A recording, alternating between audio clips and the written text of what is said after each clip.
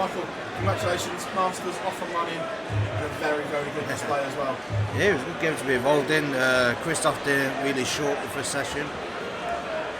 Shoulda, coulda, woulda, but I could have been 5-0 up in the first session. Then he started to play a bit. That last session, he just went nuts, both of us. It was a really good game after that.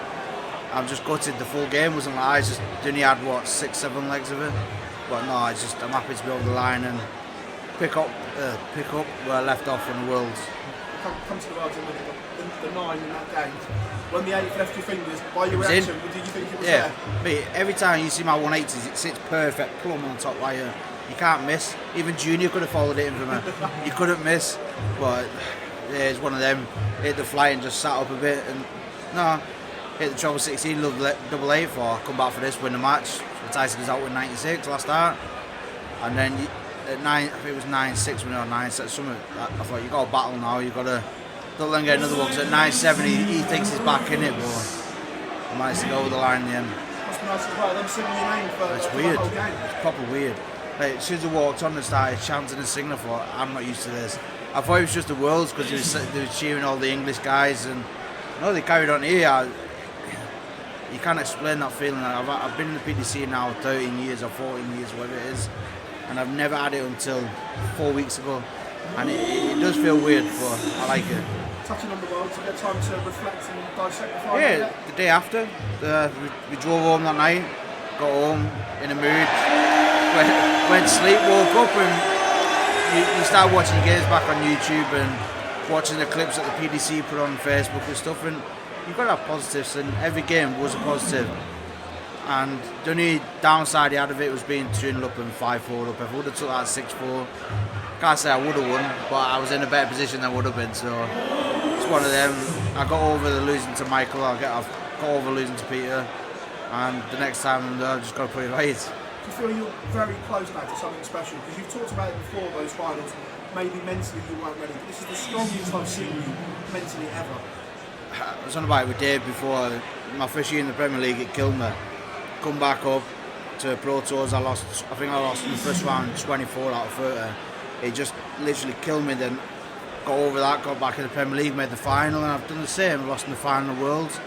Turned up for 2 years where you're saying you're like, I'll win this, and yeah, you get beat. And then this year was a big step, and every time I've had a disappointment, I've always got over it, and that's what I'm proud of myself for. My mental side of it, I think, is strong as it's ever been now. Did you expect to go that well tonight? I only had, what was the Worlds before? I picked my darts back up on the 10th. I spent 6 days fishing with the kids and stuff. Every time they come back from school, was fishing, or with the lads back at the club was doing it. Well, yeah, I got back on the 10th, and then had a couple of days off here and there from that as well.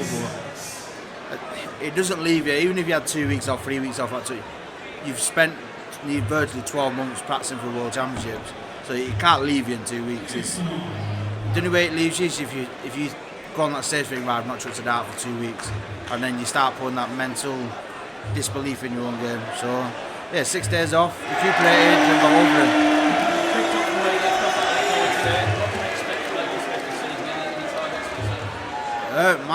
I think I say it every time you or Phil or whoever speaks to me is I only target the last 8. And once I'm in the last 8, I look forward then. So now I'm in the last 8. I think I'm in the quarters. Now I'm there, I start thinking about the final. And then once I'm in the finals, I think about winning. But for me, I just want to be in the last 8 of everything. It's consistency, and consistency is the key.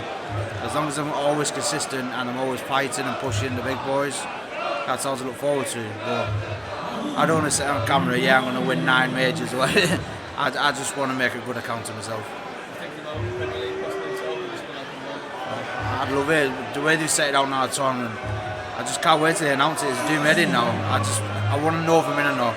And hopefully with that performance there, I might put it to them that I'm ready again now. I've had a year out, I moaned for 6 months about not being in it. And then when I finally shut up about it, I started playing well. And yeah, I just want to announce it now. It's annoying. Thank you, mate. Cheers. Mike, does it show the maturity that you're taking the positives from that World Championship final? You can look back and just take the positives from what was a really good game. Yeah, every game now I'm taking positives. Not at the time, that's why I had to apologise to everyone after the Worlds that I can't do the media. I was just I'd literally gone on the stage, I broke down, finished, gone, I wanted to go on. But yeah, if you would have been around, if I would have stayed, I would have done the day after, obviously. But I wanted to get home, I wanted to get to my own surroundings, what I'm familiar with. And yeah, I'm over it now. It's just another game. I'm not Phil Taylor, I'm not going to win every game I play in. It's not nice losing in finals, but I've been in quite a few now, and I believe I'll be in a lot more. I'm only 31, so I've still got 19 years, 20 years left in it, so I've got a long, long time left. And what has the last few weeks been like since the World Championship? I know lots of players tend to put their darts down for a few weeks, but I'm sure you're not doing too much of that. I had 6 days off, fished every single day, and I still do it now. I take the kids to school. I literally do the school run about 8:30, and by the time I finish, both kids are in school by 9:15. I go to the range in St Helens. We've got a canal there full of pike, and sit there for 2 or 3 hours, and then meet Whitey at the pub for a practice. So I'm still getting my fishing in, I'm getting my darts in, and it's just trying to break up. How does that work? I'm trying to break up a work life and to a personal life as well. So I was always 100% focused on this game, and it wasn't helping. I need to find a different passion away from it as well. But the passion of the constantly focus is still there. Just need breaking up a bit. Thanks, mate. Cheers.